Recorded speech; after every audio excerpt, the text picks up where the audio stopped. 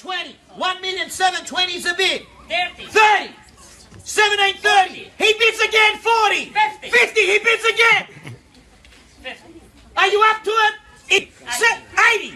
This man means business. Hello, 90. and welcome to the First 1.0. Brick Property Podcast, episode gone. 7. Sold, congratulations. My name is KM, I'm the director of First Brick Property Buyers Agency. The purpose of the podcast is to bring a casual style show to discuss all things property, with education being the key. Our episodes will range from discussing a variety of topics to having special guests on who can share insights into the property world. Whether you're a beginner or a seasoned investor, this show will be able to further your knowledge and really remove any barriers to getting involved in the exciting and fun world of property. Today I'm joined by my regular co-host, the better looking bearded man, Henny Rojdi. How are you today? Very well, very well. How are you? Not too bad. How's your week been? Yeah, pretty good. Can't complain. How about yours? Yeah, it's been good. Been busy. It's been a quick week. I feel like we just recorded last week's episode. Yeah, me too. Like yesterday. But yeah, no, it's been good. Should we head straight into the episode? Yeah, I like today's topic. Do you want to introduce it since you like it? I would love to. So today we're going to be talking about rent vesting. Apparently you've been getting a decent amount of emails of us asking about this topic. Yeah, so we've gotten a few emails actually Yeah. saying do a rent vesting episode. So it's about time. Yeah, we should just do it. Yeah. Yeah, so I guess today we're talking about rent vesting. Yes, we are. What is rent vesting? I guess rent vesting it's kind of in the word. It's when you're renting, but you're also investing, rather than owning your own home and then investing at another point in time. So, renting while investing is rent vesting. Can you define it better than I can? What I will say is I am a pretty big fan of this investment strategy where you rent where you want to live and then just buy an investment property wherever you need to. And I guess the positives of this really speak for itself. So for example, if you're rent vesting, you can enter the property market sooner. You're not looking for your dream home or anything like that.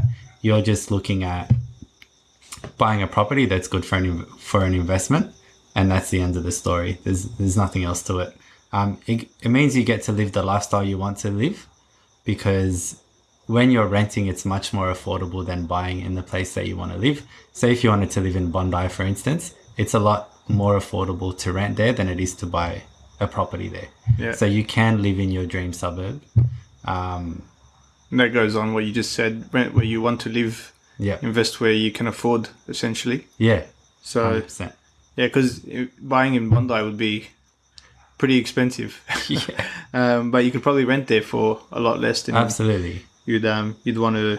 You'd pay for it. I guess another positive is, it helps you build wealth. Yeah. Touching on what you've already mentioned, entering the property market sooner.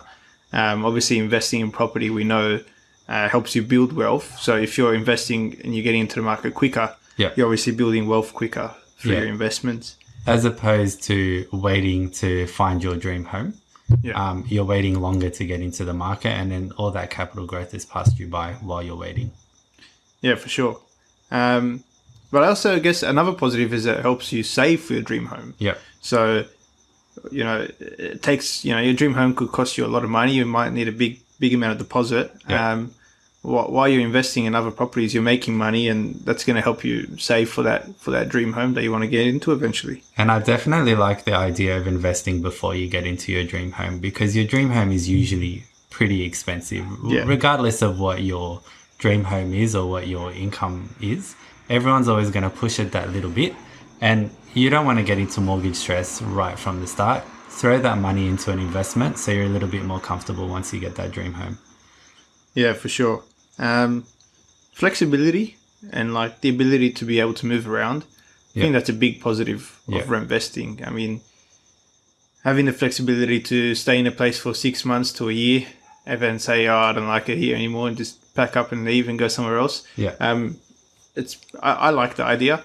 You can live in Bondi for 12 months and then you realize maybe you don't actually want to live by the beach and it's too crowded. Maybe you head down to the bush. Yeah. Or you just chop and change pretty much pretty easily compared to if you owned your own home. Of course. If you owned a home in Bondi and then you wanted to move to Liverpool, you're gonna have to sell your home first and wait for someone to buy it, and wait for settlement, and then you're gonna pack up and leave. It's definitely not as easy as just renting, I guess. And what I will say on that is what some people might be worried about when they're rent vesting is being kicked out of the property. So yes, you do have that flexibility to move around whenever you want. But I've heard a lot of people say, look, I'm worried about the owner kicking me out and this and that. But I mean, if you're an investor, let's look at it. If you're the investor, how likely are you to kick someone out of your property? You're not. It's not very likely. No, you prefer someone who's stable, who's long-term. So people with families can do this because investors do want, and sometimes it might even give you an advantage because an investor would look for someone who is stable and who's going to stay long-term. So yes, you do have the flexibility to stay short-term, but if you did want to stay long-term, that option is there as well. Yeah, for sure.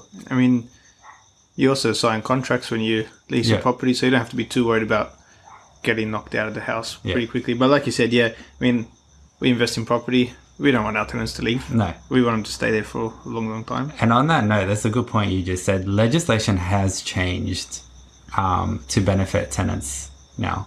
So tenants are pretty well protected. Yeah, very recent changes. Yeah. New South Wales and Victoria. Yeah.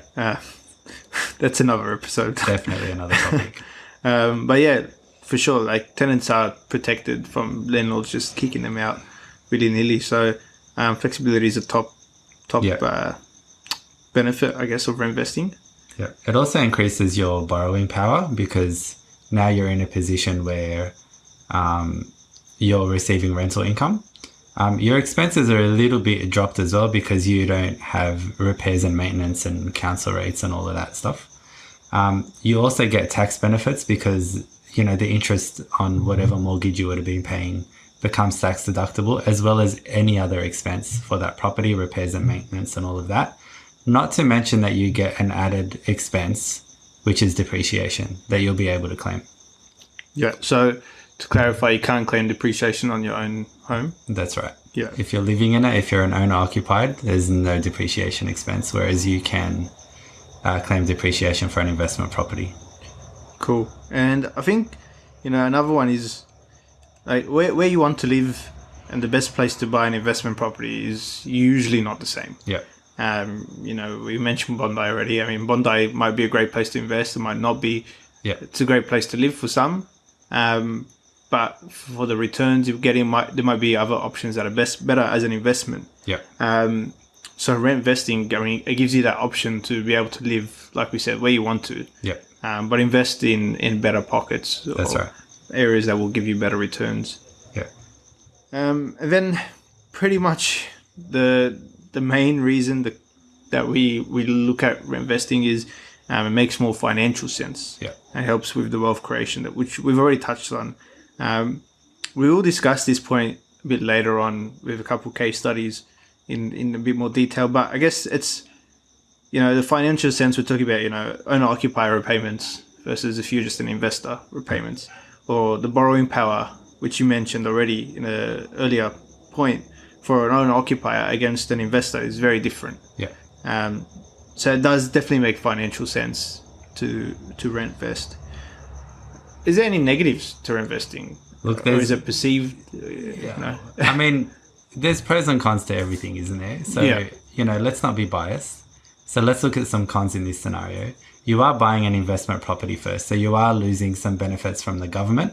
And that can be perceived as being backwards. You miss out on, right now, the first homeowners grant in New South Wales. I don't even know what's the situation with that. The first homeowners grant? Do you still get? 10,000. 10 grand. Yeah. But you still have to pay stamp duty? No, so there's two different grants. So you got the first homeowners grant and the first homeowners, the assistance scheme. Yeah. So one is the $10,000 grant, and then one is the stamp duty exemption. Okay. And we also got the new one, which is the the guarantor, the 5% guarantor scheme, Okay. which there was only 10,000. They've all been taken up. We did an episode on it a Yeah. couple of weeks ago. If you listen to our podcast, Henny, you would have known that. But yeah, correct. You are correct. There is the first time buyer's grant, Yeah. and the stamp duty scheme. Yeah. You would lose those if you invested first, correct? Yeah. So the question, it's I guess it's a cost benefit analysis Yeah. that you're missing out on $10,000 here or whatever else it may be. But are you getting rental income and capital growth and tax benefits that'll outweigh the loss of that Yeah. perceived benefit? Yeah, for sure. Yeah. Something you have to look at. Speaking of negatives, I guess the big one for a lot of people when they think of renting is rent money is dead money. Yeah. It's an age-old perception, but I think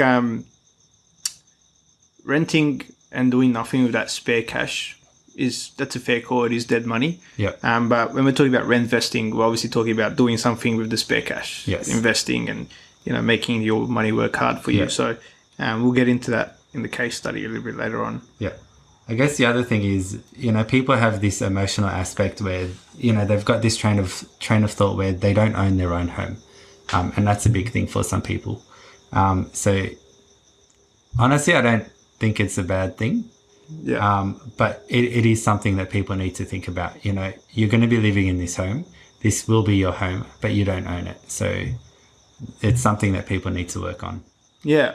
Just touching on that, I think when we're talking about it makes financial sense as a positive, not owning your own home, it's not a negative. It's more so, I guess, it's the way you look at what you want to do with your life. Yeah. I mean, not everyone cares about the financial sense, and that's fine. A good friend of mine came up to me and asked me to do his property portfolio plan, and we did one. And Rentvesting was going through all the way. And we did all the cost benefit analysis. We did everything. But when it came to it, he realized he wants to buy his own home. Yeah. No matter how much sense it made for him to rentvest, Yeah. he wanted that emotional aspect to say, I own my own home, and he wanted to, color the walls the way he wanted to, and do things the way he wants it, and say, this is my place. So definitely the emotional aspect. And if you want to own your own home, that's not a bad thing. Yeah. But if you are just looking at the financial point of Yeah. view, obviously that's a negative for sure. Yeah. I guess moving on from that, you can't make it your own. Yeah. That's probably another negative. Just touching off what you said, you can do renovations, you can paint, give it a fresh coat and whatnot, but you can't tinker with the house too much because you're not the one living in it. You need to be able to make it tenantable and mainstream to get people in there. So you can't do too much with it. Alternatively, you can look at it as though I can't spend all this extra money that I don't need to spend, just to update the bathroom or just to update this or to paint this wall. Yeah. You can't do that. Fair enough. You can't customize it as much as you want, but you're saving money. Saving a lot of money. It's the way you look spend at it. on your next investment. 100%. And if you do a reno in your investment property, it's tax deductible. Beautiful. So that's a positive. Yeah. Changing a negative into a positive. That's what we do. That's what we do at First Brick. I'll let you talk about the next one since you're an accountant. So loss of CGT benefits. And I guess what we're talking about here is if you live in your own home and you sell it, you get the main residence exemption, so you don't have to pay CGT. Yeah. Whereas if you sell an investment property, you have to pay capital gains tax on that. Look, it's the cost of investing. Yeah. There's no other way to put it. That's it. Whether you live in the property or whether you're buying investment properties in its place, we invest in properties because there's rental income, there's capital growth, and CGT is just the cost of that. Yeah. Yeah. And CGT only ever comes into play if you sell the property. That's it. So, a lot of our modeling with our customers, selling the property isn't really, one of the main objectives. We want to put out the equity and keep it going and maybe pass it on to kids and family and make it a generational thing. So maybe it's not that big a deal, CGT. But like you say, it's just the cost of investing. Most Yeah. things have a cost associated with That's it. right. Yeah. Probably the last negative I can think of is the what will people think factor. Yeah. You know, going back to my mate's situation that I spoke about, a bit of him wanting to own his own home was, what are people going to think of me? Yeah. You know, I'm not going to say his profession because you'll Yeah. know I'm talking about him, but he probably doesn't listen to this anyway. So he makes a decent amount of money, but Yeah. he doesn't want people to think that he's just a renter Yes. and that he can't, afford his own home. Yeah. Which is a silly thing to, base financial decisions around what other people think. So, keeping up with the Joneses, it's not a big deal, because really people might think, oh, you're just renting, but really you got 3 or 4 investment properties Yeah. in your Instead of pocket one. as well, instead of Yeah. one, correct? Yeah. You probably make a bit more money than people judging you. So, Yeah. And realistically, you'll be living in the exact same property anyway. You're just renting it instead of buying it. that's it. But you're living in the same place, in the same suburb, in the same house. It just costs you less because you're investing your money and you're renting here. Yeah, just lie to them. Lie to your friends. So, which is better? Is it better to buy and live in my own home, or is it better to rentvest? What are we saying here? I think you're about to tell us. So we've got a case study that we'll go through to really, amplify the difference.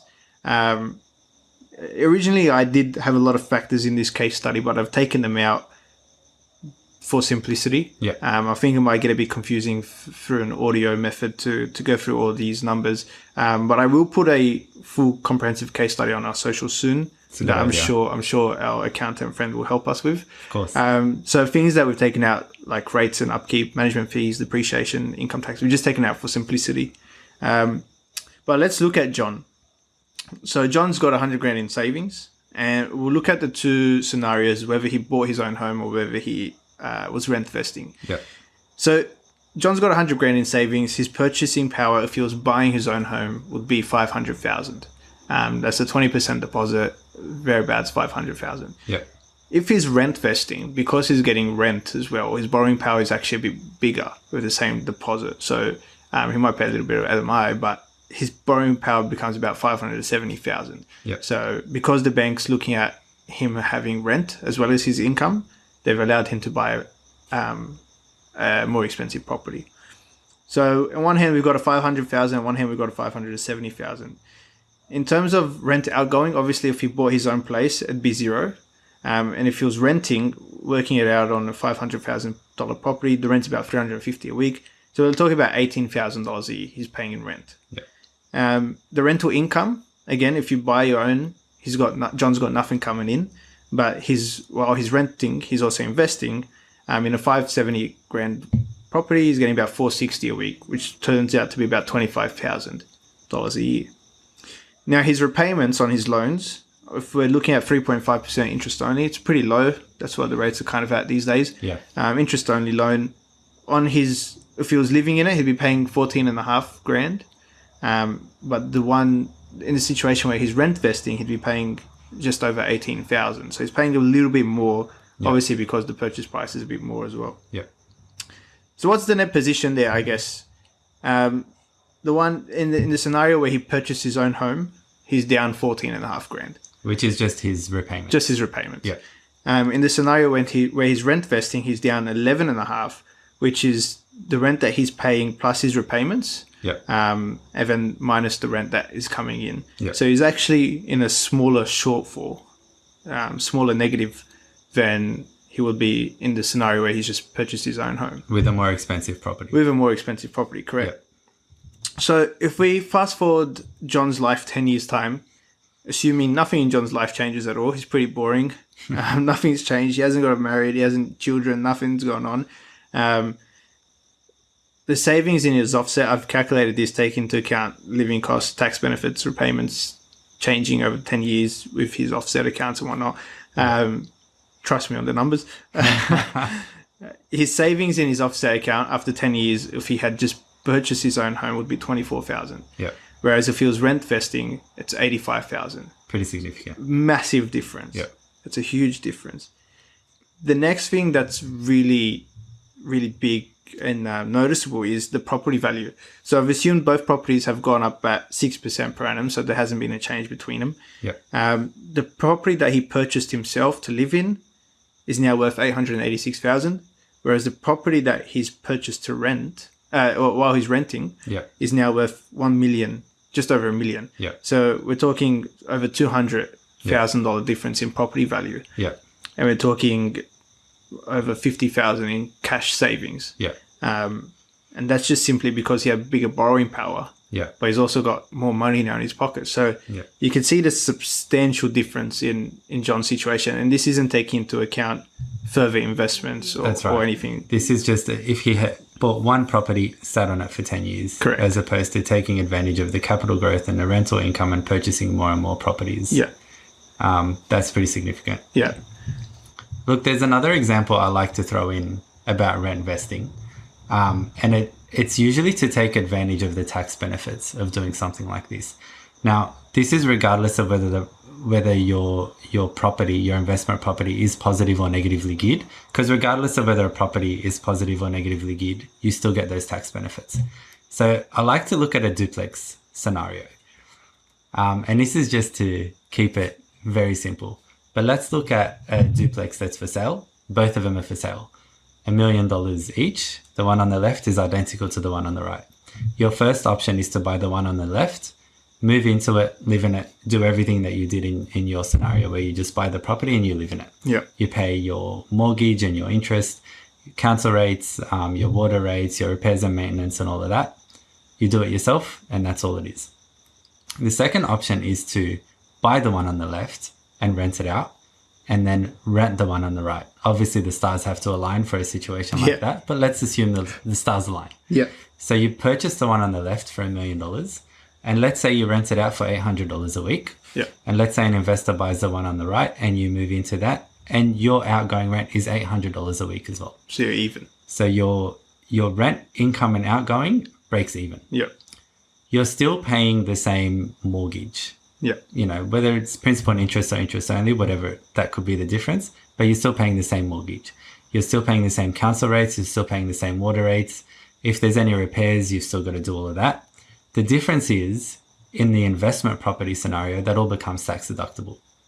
So you've got exactly the same, your rent becomes negligible because they cancel each other out. So you've got the exact same expenses, but this time you get to claim a tax deduction for it if you're rent vesting. If you're living in it, you're incurring the same expenses, but you don't get a tax deduction for it. The other big thing for rent vesting is depreciation. So if you were living in it, like we discussed before, you can't claim depreciation on it. But if it was an investment property, you've all of a sudden got this non-cash expense that you can claim a tax deduction for. Yeah. So this is a scenario I like people to think about. This is one of the big benefits of rent vesting because this situation, you're living in virtually the same property in the same location, but your cash position at the end of the day is very different. Going to be massively different. Yeah. For everyone listening, you should have seen the Henny's eyes were glowing. Henny's eyes were glowing during that example. The tax side of it just got him a bit excited. His eyes were glowing. His smile was growing bigger and better. So, I guess from your example and from my example, reinvesting seems to be a financially logical option. Yeah. As opposed to purchasing and living in your own property and then saving up another deposit to buy another investment later. From both, your cash flow position and your capital gains position, and as well as your tax benefits. So, and look, it's not for everyone. Yeah. And I completely understand that. But I think at the very least, everyone should consider it. Have a think about it. I think reinvesting works best where there's a noticeable difference between what it costs to buy versus rent in the same area. Yeah. In saying that, you just showed us an example where the difference was zero. Yeah. But it was still much more beneficial to rent vest. Yeah. But I guess, like you said, it's not for everyone. The emotional aspect is probably the biggest hindrance to rent vesting. Yeah. I would say. And of course, everything we said we spoke about today, examples, Yeah. hypotheticals, you must consult your accountant, your financial advisor, whoever it is, preferably someone qualified. Yeah. Definitely consult your accountant and go through the numbers and make sure it is the right thing for you to do. Yeah. Everything we say on this podcast is just general advice. So yeah, definitely speak to your accountants and financial advisors before making decisions. Just before I move on to the next point, if anyone was wondering how we made our calculations in those scenarios, we will put the case studies up on the socials eventually. But there's a great app which I mention almost every episode. People might be sick of me mentioning it, but if you're sick of me, you better just download it. I'll stop mentioning it. I don't get a kickback, by the way. People might be thinking I'm getting kickbacks, but there's a great app called the Property Calculator Australia app to work out these interest payments and the rent and everything that we've been plugging in here. Just jump on the Apple Store or the Android Store, Property Calculator Australia, download it. It's for free. Top stuff. It just makes life easy when you look at numbers. So with Rentvesting, I guess investors can get the best of both worlds because they can afford to rent where they want to live, and then they can put their spare funds to work by buying elsewhere and renting the property out. I guess that's the overall takeout from today's episode. Yeah. But you must invest those savings. Otherwise, you're just paying rent. Yeah. There has to be a wider strategy. Yeah, correct. Yeah. So while you're investing, that extra money that you're saving that you're not paying in repayments, make it work for you. Make it work hard for you. You got anything to add? I think we've covered a decent amount. Yeah. Nothing else for me to add right now. Beautiful. That was a pretty good episode. What do you I reckon? like this. Yeah, I like It was this one. good. Yeah. Good. We had no helicopters flying by. We had one just before we started recording, but thankfully nothing's come by. So there you have it all. Thanks for listening. Hope you've learned a little something about reinvesting and how it can aid you in building your portfolio. If you want to have a chat with us or want to chat to anyone regarding reinvesting and building investment models, feel free to contact us and we can put you in touch with relevant people to help you do that. You can find all of our content on our socials, Facebook, Instagram, YouTube, LinkedIn, TikTok, everything. Just search First Brick Property. We should pop up there. If you have any topics you'd like to discuss, such as what we did today, we had a lot of people message about reinvesting. Yeah. Send us a message. Or if you've got any questions, we'll do a Q&A soon. Q&A episode soon. So yeah, send us a message at hello@firstbrick.com.au or shoot us a message on our social platforms. If you enjoyed the episode today, we'd love a review. The reviews have started coming through. Yeah, you got a few today. We got a few reviews, 5 stars, all of them. So keep the 5 stars coming.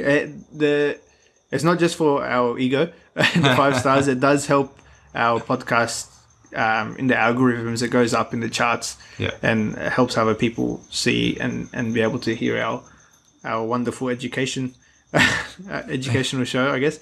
So yeah, if you want to give us a rating, give us a 5-star. That'd be great. And pass the pod. Just one person. If everyone listening to this episode or this podcast tells one person that they know that would benefit from this, and then they tell one person, we'd be up to 50,000 listeners, very, very soon. And we might have to start giving away stuff. Maybe Henny will give away his house. Investment, yeah. That's all. So pass the pod. Buying property is our passion. Helping you do it is our mission. Thank you.